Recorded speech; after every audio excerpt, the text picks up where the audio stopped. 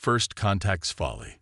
The vast darkness of space erupted with brilliant light as the Meridian flagship ascended dawn, tore through the fabric of reality, its quantum drives cooling in the void.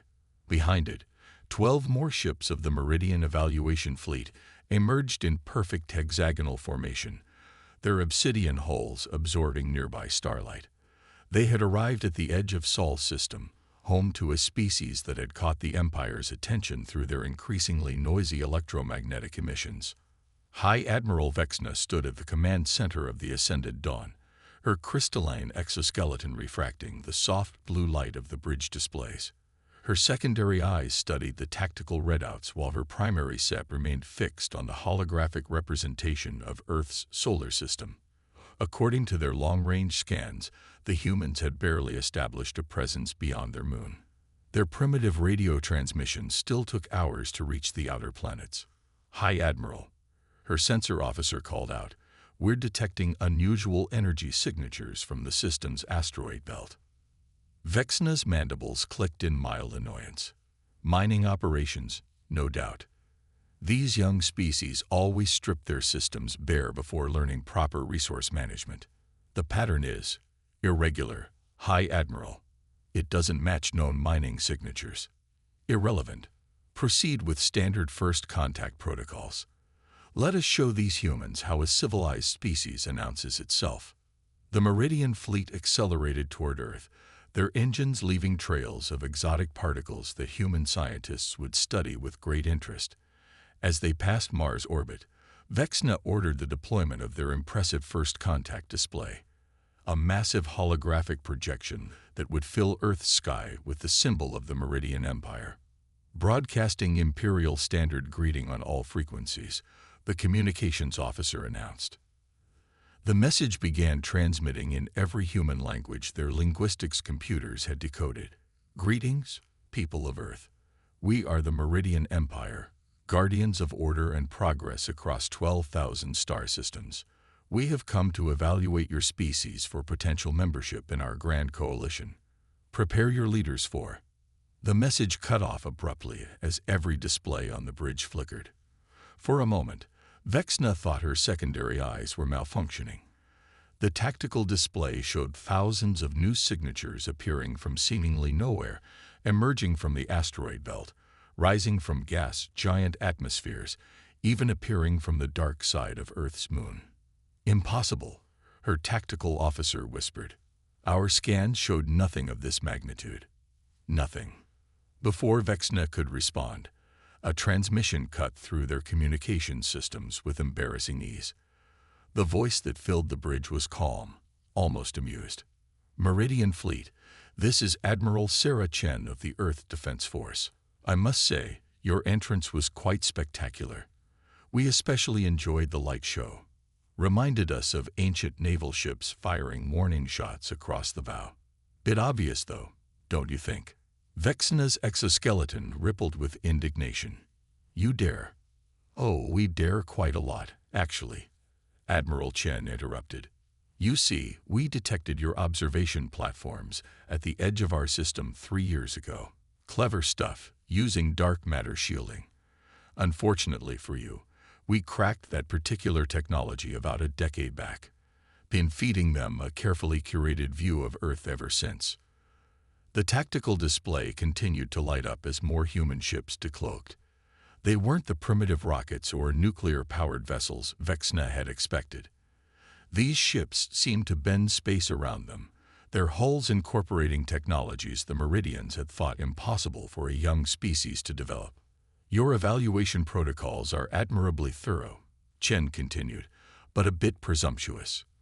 Did it never occur to you that a species might choose to appear less advanced than they are? That perhaps broadcasting our true capabilities across the cosmos might not be the wisest move?" Vexna's flagship rocked suddenly as something passed through their supposedly impenetrable shields. Warning signals blared across the bridge as system after system reported external access. Their own computers were being accessed, scanned, and analyzed with casual ease. For instance, Chen's voice carried a hint of professional admiration. "Your quantum encryption is excellent. Top of the line. I'd say for about a century ago. You might want to look into cognitive quantum mechanics. Does wonders for information security. This is unprecedented. Vexna finally managed to respond. The Empire has never been so thoroughly surprised. Yes, we gathered that from your historical records. You're used to being the most advanced civilization in the room. Must be quite a shock to find yourself on the other side of that equation. The tactical display showed human ships now surrounding the Meridian fleet in a complex three-dimensional pattern that their combat computers couldn't even begin to analyze. Each vessel pulsed with enough energy to reduce a planet to atoms, yet they hadn't fired a single shot. Here's what's going to happen. Admiral Chen's voice turned serious. You're going to return to your empire and deliver a message. Earth is not interested in being evaluated, tested, or incorporated into your coalition. We've watched how you treat your member species, turning them into client states, stripping them of autonomous development rights, forcing them into your technological and social paradigms. A data packet streamed through the Meridian Fleet's firewalls like they didn't exist. I'm sending you proof of everything I've said, along with a preliminary assessment of your empire's technological capabilities. Yes, we've been evaluating you as well. Consider this a professional courtesy between spacefaring civilizations. Vexna's primary eyes blinked rapidly as she processed the data. The humans hadn't just matched Meridian technology. They'd superseded it in dozens of fields. Their ships weren't merely weapons platforms. They were mobile research facilities, diplomatic vessels, and exploration ships all in one. The asteroid belt wasn't filled with mining operations. It was an interconnected network of quantum computers and manufacturing facilities. The choice is yours, Chen concluded. You can either accept that humanity isn't interested in joining your empire and establish diplomatic relations as equals, or you can try to force the issue. I strongly recommend the former. The data packet I sent includes footage of our last war games. Pay special attention to the parts about our defensive capabilities. For the first time in her centuries-long career, High Admiral Vexna felt true uncertainty. The Meridian Empire had always operated on the assumption that their technological superiority gave them the right to guide younger species. Now, faced with a civilization that had deliberately hidden its true nature, she realized how dangerous such assumptions could be. We will bring your message to the Imperial Council, Vexna finally responded, her voice carrying the weight of a paradigm shifting. Perhaps there is merit in establishing relations between equals. Wonderful. Chen's voice brightened. We'll expect your diplomatic delegation in 3 standard months. Oh, and next time, maybe try knocking first instead of planning a full military display. Makes for a better first impression. As the Meridian fleet prepared to retreat, Vexna couldn't help but notice that despite revealing their vast military capability, the humans hadn't made a single threat. They didn't have to. Their message was clear. We've been here all along, watching, waiting, and choosing peace not from weakness, but from wisdom. The Ascended Dawn's quantum drives engaged, tearing another hole in reality. But this time, as they fled back to Imperial space, they carried with them a new understanding. That true civilization might not be measured by the grandeur of its displays or the reach of its empire, but by the wisdom to know when to show power and when to hold it in reserve. In the following days, as Vexna prepared her report for the Imperial Council, she found herself returning to one simple fact that would reshape the Empire's entire approach to galactic diplomacy. The humans hadn't just surpassed them technologically, they'd outmaneuvered them philosophically. And perhaps that, more than any show of force, was what made them truly formidable. The silent defense. The Imperial Council chamber on Meridia Prime had never felt so tense. High Admiral Vexna stood before the assembled council members, their crystalline forms refracting light in patterns that betrayed their agitation. She had just finished presenting her report on the Earth encounter, including the humbling data package from Admiral Chen. Supreme Counselor, Zexthor's voice rippled through the chamber like liquid mercury. This is unprecedented. These humans not only detected our observation platforms, but fed them false data for years. Impossible. There must be another explanation. From her position at the speaking days, Vexna watched the council's reaction. Their pride was wounded, their assumptions shattered. She recognized the dangerous glint in their secondary eyes. They were about to make a terrible mistake. With respect, Supreme Counselor, she began, the humans' technological capabilities are clearly some form of deception, interrupted Counselor Mirkath, his battle-scarred exoskeleton gleaming. No species could advance so quickly without our detection. I propose we dispatch the Third Fleet to conduct a proper evaluation of their capabilities. Vexna's mandibles clicked in frustration. Counselor, if you would review the data package. The data package they wanted us to see, Mirkath emphasized. For all we know, it's an elaborate bluff. The Third Fleet will expose their true level of development. The vote was swift and nearly unanimous. Only Vexna and 2 other council members opposed the motion. Within days, the Third Fleet, comprising 30 of the Empire's most advanced warships, departed for Sol System under the command of Fleet Marshal Nixul, the Empire's most decorated military leader. 3 weeks later, Vexna received an urgent communication request from Admiral Chen. When the human hologram appeared in her private chambers, she was surprised to see the Admiral looking more amused than concerned. Your Third Fleet just arrived, Chen said without preamble. Rather impressive formation they're using. The Spear of Dominion, if I'm not mistaken. We found references to it in your military archives. Vexna's secondary eyes widened. Admiral, I must warn you. Fleet Marshal Nixul is not known for his diplomatic restraint. Oh, we noticed, Chen chuckled. He's currently broadcasting demands for us to demonstrate our supposed capabilities or face immediate subjugation. Very theatrical. We're about to respond, and I thought you might want to observe. Professional courtesy and all that. The hologram expanded to show a tactical view of Sol System. The Third Fleet had arranged itself in an attack formation that had broken 17 planetary defenses in the past century.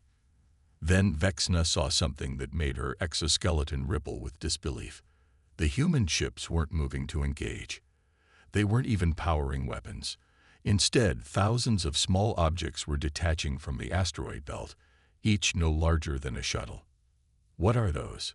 Vexna asked, professional curiosity overriding protocol. We call them fireflies, Chen replied. Autonomous defense platforms. Very simple, really. Just quantum probability matrices housed in metamaterial shells. They don't actually carry any weapons. As Vexna watched, the fireflies swarmed around the Third Fleet. Nixul's ships opened fire, their energy weapons passing harmlessly through the tiny platforms. Then something extraordinary happened. The Third Fleet's formation began to break apart. Ships started moving in random directions, their weapons powering down, their communications going silent. How? Vexna began. The fireflies don't attack ships directly, Chen explained. They just slightly alter probability fields around them, makes quantum calculations go wrong. In your case, that means your quantum drives can't properly compute fold spaces, your weapons can't maintain coherent energy states, and your communications can't establish quantum entanglement. On the tactical display, the mighty Third Fleet was now scattered across half the solar system, their ships effectively reduced to floating metal boxes. Don't worry, Chen assured her. The effect is temporary. Once the fireflies withdraw, all systems will return to normal. We're not monsters, after all. Vexna watched as Fleet Marshal Nixul's flagship tried desperately to restore order to his scattered fleet. This technology, it violates dozens of supposed universal constants. Not really, Chen corrected. We just stopped trying to force the universe to follow our expectations. Quantum mechanics gets much more interesting when you approach it from a probability manipulation perspective rather than direct cause and effect. The human admiral's expression softened slightly. Look, we understand this is difficult for the Empire to accept. You've been the undisputed technological leaders for so long that you stopped looking for alternative approaches. But the universe is vast, and there's always another way to solve a problem. As if to emphasize her point, the Fireflies began herding the disabled Meridian ships back into formation, but not their original attack pattern. Instead, they arranged them into the ancient Meridian symbol for wisdom through humility. A bit heavy-handed with the symbolism, I admit, Chen said with a small smile. But sometimes the direct approach works best. Fleet Marshal Nixel's ships will regain full functionality in about an hour. I suggest using that time to consider the benefits of diplomatic relations between equals rather than further military demonstrations. The tactical display showed the Third Fleet starting to recover, their systems gradually coming back online. But Vexna noticed something else. The Fireflies hadn't returned to the asteroid belt. Instead, they had formed a vast three-dimensional network throughout the solar system, nearly invisible unless you knew exactly what to look for. How long have those platforms been in place? Vexna asked, already suspecting the answer. Since before your first observation platforms arrived, Chen confirmed. We believe in defense in depth. The Fireflies are just our first layer. The implication hung in the space between them. If this was merely the outer defense layer of human space, what other capabilities had they yet to reveal? I will convey your message to the Council again, Vexna said finally. Perhaps this time, with Fleet Marshal Nixel's report to support it, they will be more receptive to the concept of equal diplomatic relations. We look forward to it, Chen replied. Oh, and High Admiral. The Fireflies recorded some fascinating data about quantum drive mechanics during this demonstration. Would your scientific corps be interested in a collaborative research project? Equal partners, of course. For the first time since the entire Earth situation began, Vexna felt a glimmer of hope. Perhaps there was something to be gained here beyond the preservation of imperial pride. I believe, Admiral, that would be an excellent place to start. As Chen's hologram faded, Vexna began composing her report to the Council. This time, she would make them understand. The future of the Empire lay not in domination, but in collaboration. The humans had shown them that true strength comes not from overwhelming force, but from understanding the fundamental nature of reality itself. And perhaps, just perhaps, they had much to teach the Empire about both. Counterintelligence. The Meridian Empire's most sophisticated infiltration ship, Shadow Whisper, drifted silently through the debris field at the edge of Mars' orbit. Its metamaterial hull absorbed all electromagnetic radiation, while its gravitic signature was masked by cutting-edge quantum dampeners. By all known detection methods, it was completely invisible. Intelligence Officer Kyrison watched the sensor feeds with growing unease. His mission was simple: penetrate Earth's defense network and gather intelligence on their mysterious quantum probability technology. After the humiliation of the Third Fleet, the Imperial Council had finally accepted that direct confrontation was futile. Now they sought to understand their new rival through more subtle means. Passive scan complete, his technical officer whispered, though there was no need for stealth inside the ship. No sign of those Firefly platforms in this sector. Kyrison's mandibles twitched. That was the first warning sign. The humans' defensive network couldn't possibly have gaps this large. Either their technology was less sophisticated than demonstrated, or a soft chime interrupted his thoughts. On his primary display, a text message appeared in perfect Imperial Standard. Would you like some coffee while you wait? Our diplomatic offices are much more comfortable than that stealth ship of yours. Before Kyrison could process this impossibility, his secondary displays lit up with a complete technical readout of the Shadow Whisper, transmitted from somewhere outside the ship.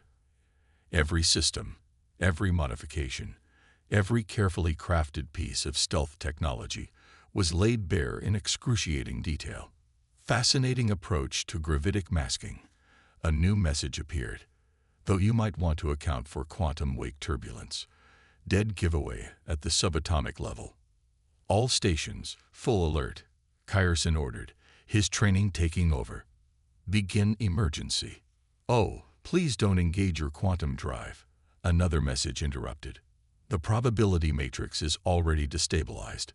Wouldn't want you scattered across 11 dimensions."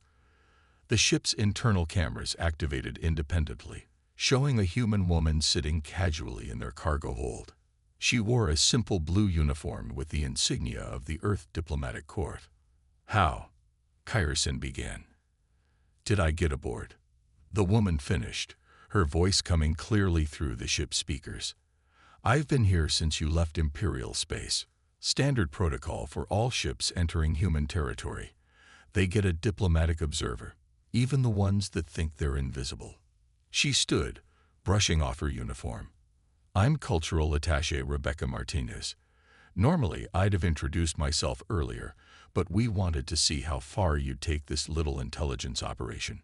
Your stealth technology is quite impressive, by the way. With a few adjustments, it might even work as intended." Karson's exoskeleton flushed with a mix of embarrassment and professional admiration. "You've been watching us the entire time." "Of course," Martinez smiled. "Just as we've been watching the other 11 infiltration attempts currently underway in various parts of human space. Did you really think we wouldn't notice the Imperial Intelligence Service's entire 3rd Division being deployed?" She produced a small device that projected a holographic map of human territory. Scattered throughout it were glowing points representing Meridian stealth ships, each one apparently as compromised as the Shadow Whisper. "Here's what's going to happen," Martinez continued, her tone friendly but firm. "You're going to send a message to Imperial Intelligence Headquarters explaining that sneaking around is unnecessary. Then you're going to dock at Mars Diplomatic Station, where we can discuss technology sharing agreements like civilized beings. And if we refuse—" Martinez's smile didn't waver. "Then we send your superiors the surveillance footage of everything your crew has done in their private quarters for the past 3 weeks, including that rather impressive drinking contest in the officers' mess during shift change." Karson's secondary eyes widened in horror. "You wouldn't." "Of course not," she laughed. "We're not barbarians. But the fact that we could, that we've had that level of access to your most advanced stealth vessel without you noticing, should tell you something about the relative benefits of cooperation versus espionage." She approached the bridge, every security door opening automatically before her. "You know what the truly interesting thing is? We're not actually trying to hide our technological capabilities anymore. The stealth systems you're trying to penetrate, they're commercial grade, available to any human trading vessel that operates in high-risk areas." Commercial grade. Karson's mental paradigm shifted yet again. "Then your military technology is significantly more advanced, yes, but we'd rather share knowledge than weapons. Did you know your quantum drive could be 30% more efficient with a few minor adjustments? My technical team drew up the specifications during our journey." She handed him a data crystal. "Consider it a gesture of good faith." Kyrson studied the crystal, his training mooring with curiosity. "Why would you share this with us?" "Because that's what civilized species do," Martinez replied. "They share knowledge, trade fairly, and respect each other's sovereignty. The Empire has spent so long thinking in terms of superiority and dominance that you've forgotten the benefits of genuine cooperation." She gestured to the holographic map, where the other Meridian stealth ships were now being approached by human diplomatic vessels. Right now, 11 other Imperial intelligence officers are having similar conversations. Some of them have already accepted our invitation to Mars Diplomatic Station. I hear the viewing dome has an excellent selection of both human and Meridian refreshments." Kyrson looked at his crew, saw the same realization in their eyes. They had come seeking to steal secrets, only to be offered knowledge freely. The humans hadn't just outmaneuvered them technologically. They'd made the entire concept of technological espionage obsolete. "Send the message to headquarters," he ordered. "Tell them." He paused, mandibles clicking thoughtfully. "Tell them we've been invited to discuss a technological exchange program with our human counterparts." "Excellent choice," Martinez beamed.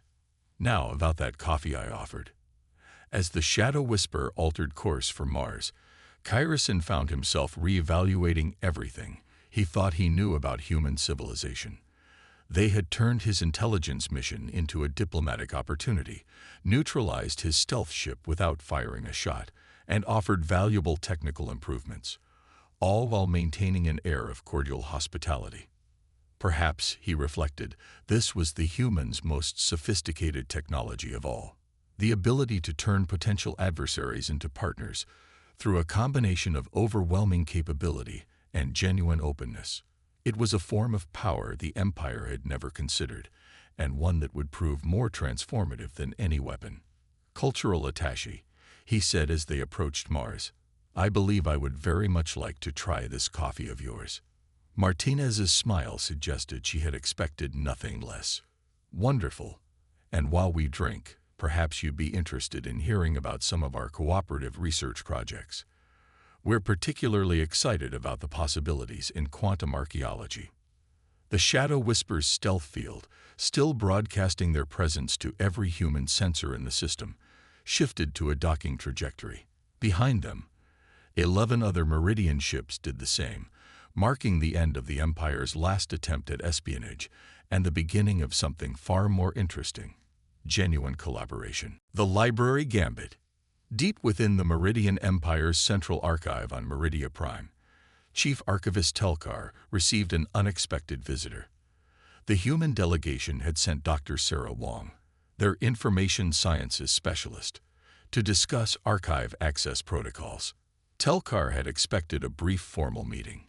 Instead, he found himself engaged in the most fascinating conversation of his centuries-long career. You store your entire civilization's knowledge in quantum crystals? Dr. Wong asked, examining one of the archive's storage units with obvious interest. The efficiency must be remarkable. Indeed. Telkar replied, pride evident in his harmonic tones. Each crystal matrix can store the equivalent of 1,000 standard data cores.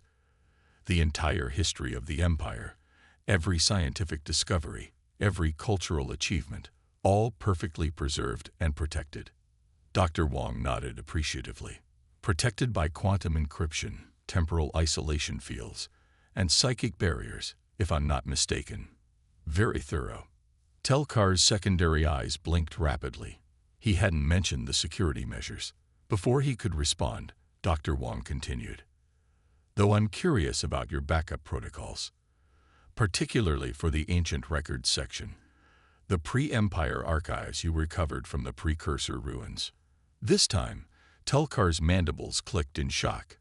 The existence of the precursor archives was one of the Empire's most closely guarded secrets. How did you? Oh, we've known about those for quite a while, Wong said casually. Actually, we've been reading them for the past few years. Fascinating material, especially the sections on psychic engineering and temporal mechanics. Impossible, Telkar whispered. The security is excellent, Wong agreed. Nearly perfect, in fact. Unfortunately, nearly perfect isn't quite enough when you're dealing with quantum systems. You see, we noticed something interesting about your archive network about 5 years ago. She pulled out a small holographic projector, displaying a complex mathematical model.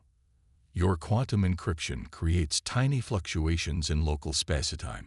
Normally, these are far too small to detect, let alone exploit. But when you network millions of quantum crystals together, the fluctuations create a pattern. Telkar finished, his academic curiosity overriding his security concerns. But even then, breaking the encryption would require more computing power than exists in the known galaxy. True. That's why we didn't break the encryption. We just listened to it. Wong's hologram shifted to show a vast network of interconnected nodes. Every piece of data in your archives has a unique quantum signature. When accessed, these signatures create tiny ripples in probability space. By analyzing these ripples, we can reconstruct the information being accessed without ever touching your security systems. Telkar's exoskeleton paled.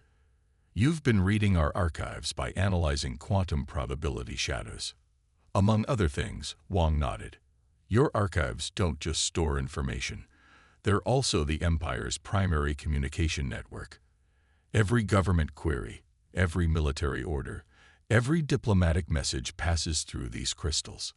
The encryption is unbreakable, but the quantum wake of the data transfer can be intercepted and reconstructed. Telkar finished, his primary eyes fixed on Wong with new understanding. This is why you've been able to anticipate our every move. It's one of the reasons, she admitted. Though I should mention that we're not the only ones who figured this out.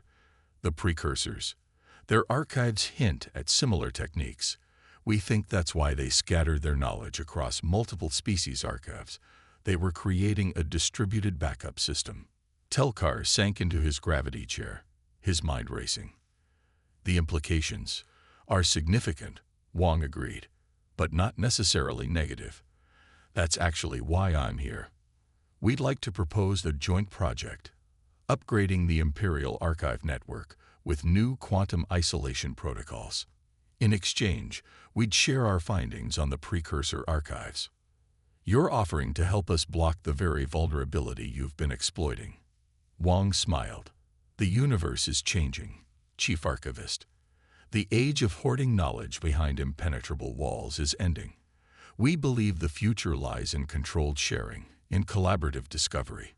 Besides, we've already learned what we needed to know from your archives. Now we're more interested in what we could discover together. She produced a data crystal.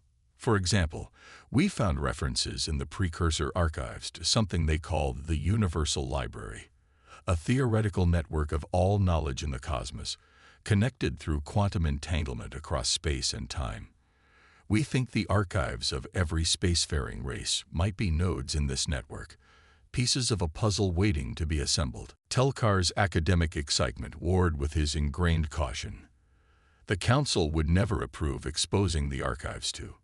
The Council already has, Wong interrupted gently. Check your latest security updates. The human delegation presented our findings 3 hours ago. They're quite motivated to avoid another intelligence embarrassment.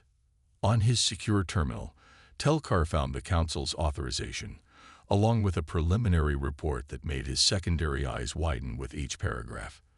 The humans hadn't just read the archives. They'd correlated data across millions of records, finding patterns and connections that the Empire's best scholars had missed for centuries. Your information science is far beyond anything we imagined, he admitted. Not really, Wong shrugged. We just never stopped asking questions. When we hit the limits of conventional computing, we started exploring quantum computing. When that wasn't enough, we looked into probability computing, then temporal computing.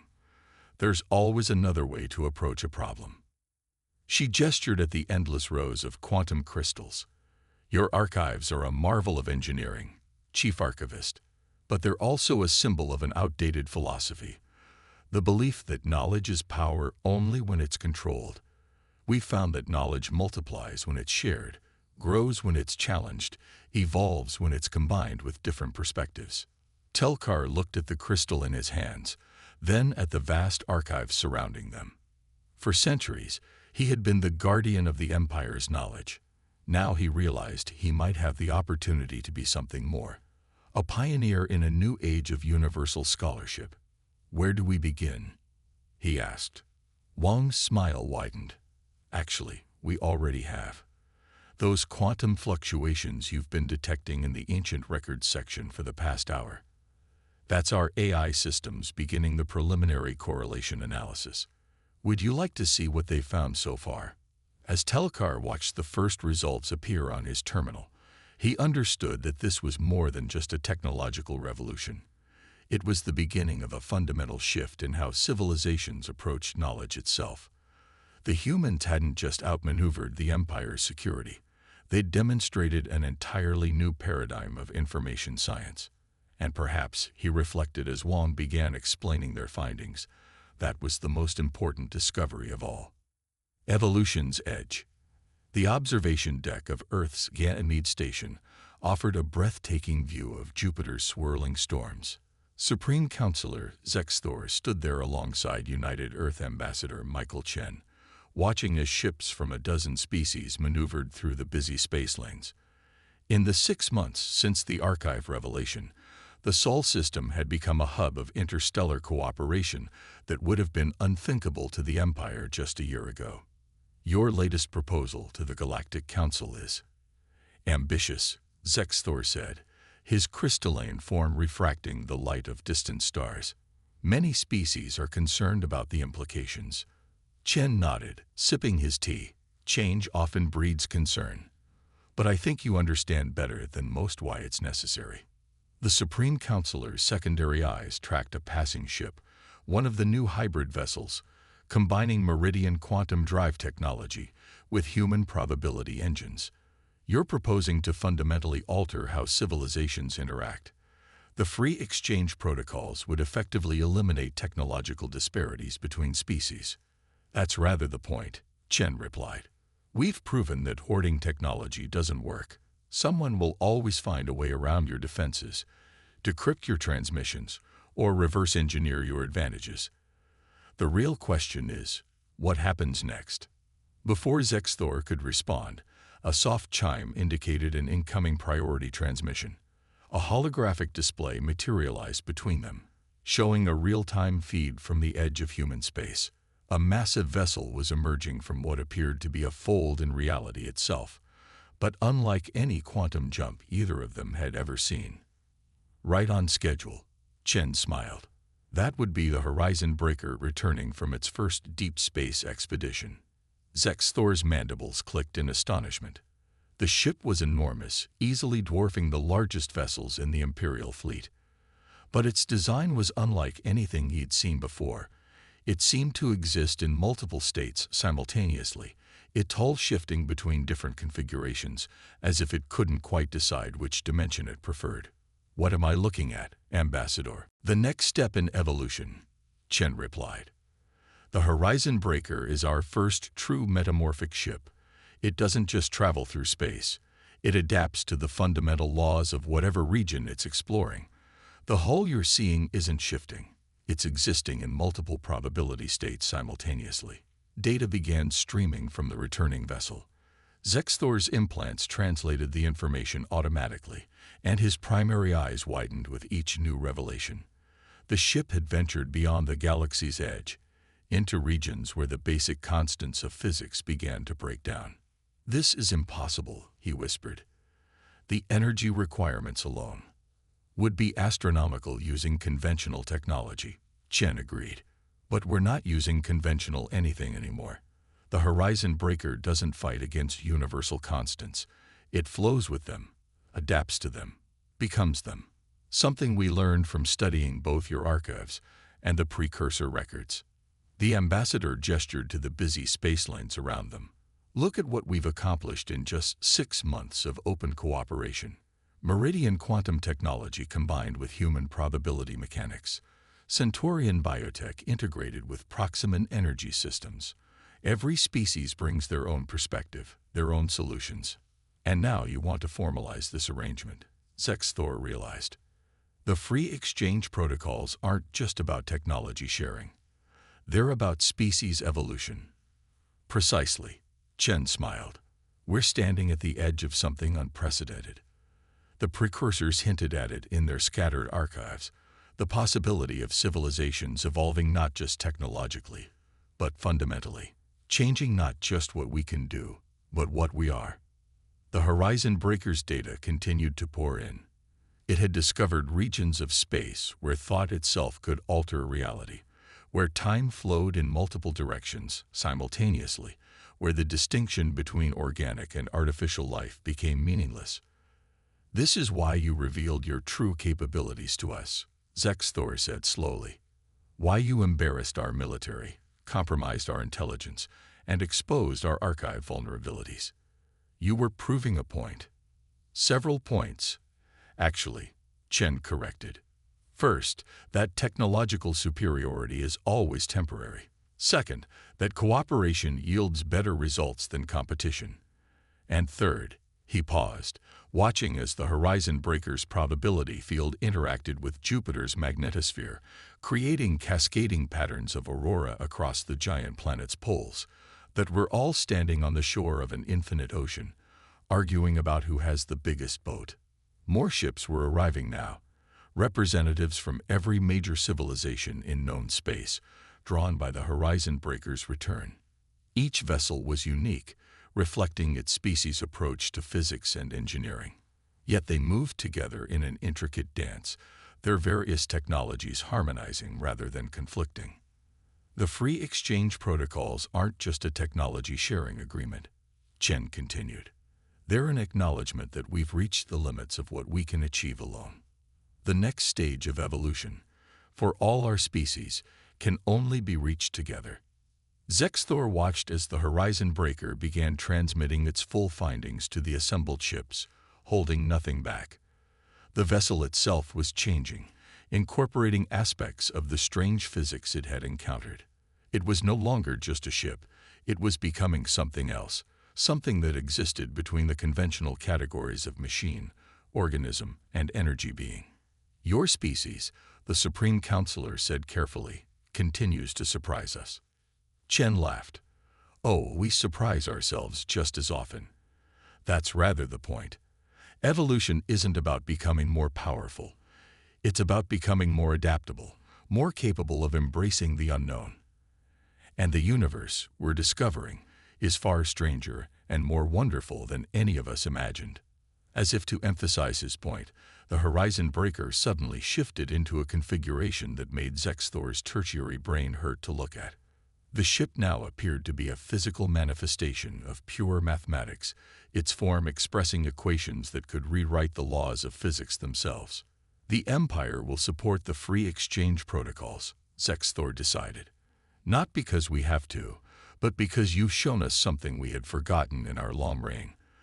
The sheer joy of discovery, of not knowing what comes next. That's the most human thing you've said yet, Chen smiled. Now, would you like to see what else the horizon breaker found out there? Fair warning. Some of it may fundamentally alter your understanding of reality. Ambassador, Zexthor replied, his crystalline form vibrating with anticipation. I believe that process began the moment your species first laughed at our invasion fleet.